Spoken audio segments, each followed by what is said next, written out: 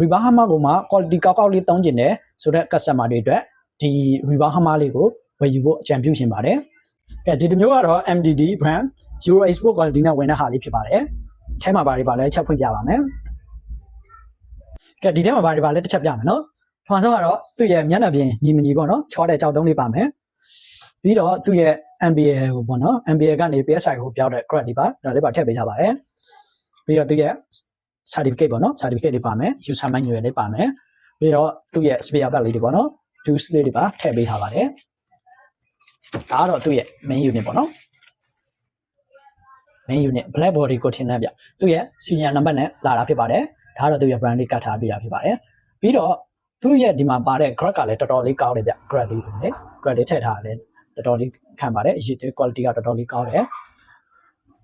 ဒါလေးကတော့အချက်ရင်9000လောက်ထိရပါတယ်